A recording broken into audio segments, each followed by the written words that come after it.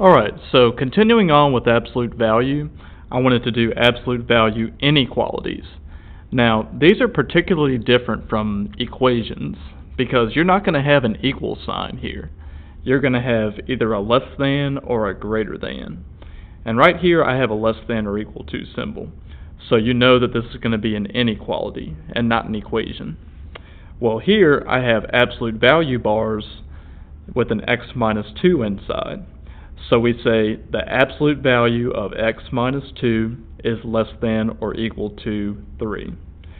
So absolute value inequalities are going to have two distinct solutions. Your first solution, everything is going to stay the same. So the x minus 2 is going to come out of its absolute value signs, and then this inequality sign is going to stay the same. So I'm going to keep it as a less than or equal to, and then I'm going to bring down the positive 3. So that's going to be my first solution. But then I'm going to have a second solution where we switch the inequality sign and we switch the sign on the number. Okay? So what is my second solution going to look like? Well, I'm going to keep this x minus 2 the same. It's going to come out of its absolute value bars as x minus 2. Nothing has changed there. But I am going to switch around the inequality sign. So this is going to flip to be a greater than or equal to. And then I'm going to flip the sign on the number. So instead of having a positive 3, I'm going to have a negative 3 over here. So it's very important that you remember to flip two things. You flip this and you flip this. You flip the inequality sign and you flip the sign on the number. Okay?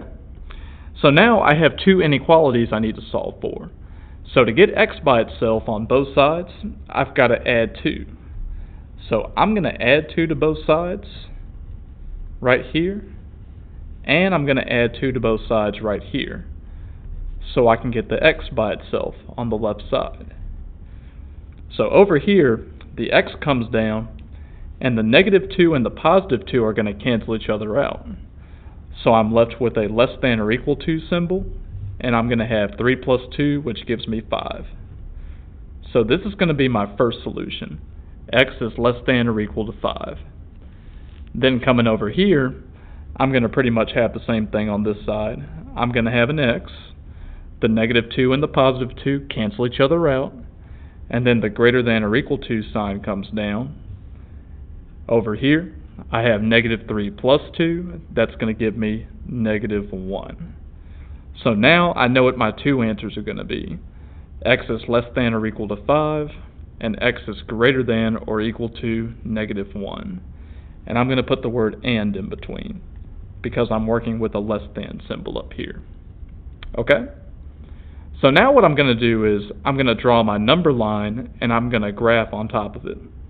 So here's my number line. It's going to be a horizontal line with arrows at both ends. I'm going to put 0 in the middle. So now that I've got my number line, I take the numbers that I found in my answers and I'm going to put them on the line. So for the 5, I can put that somewhere over here. I'll let that be 5. And then a little bit closer to the 0, but on the left side, I'm going to put down my negative 1, which should be somewhere probably right here. Negative 1. Okay? So now that I've got my two numbers on there, what I can do is I can put closed dots on the 5 and the negative 1. So I'm going to put a closed dot down and a closed dot down on the 5 as well.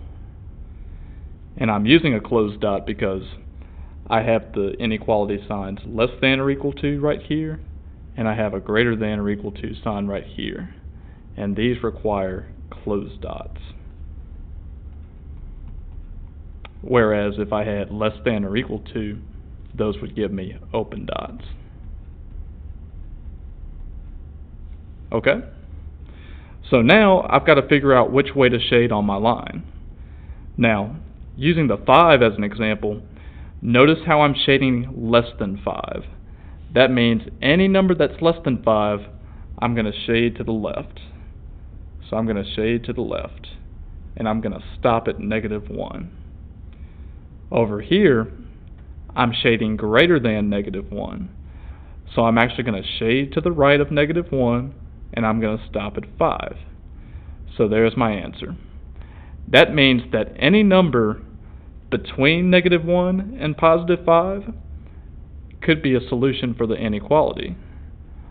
Also, since I have closed dots here, I know that the numbers -1 and 5 could be solutions as well. So that's how you do an absolute value inequality. You're always going to have two solutions, and you're always going to be flipping the two signs to make sure that you get the second solution. I hope this helped you guys out.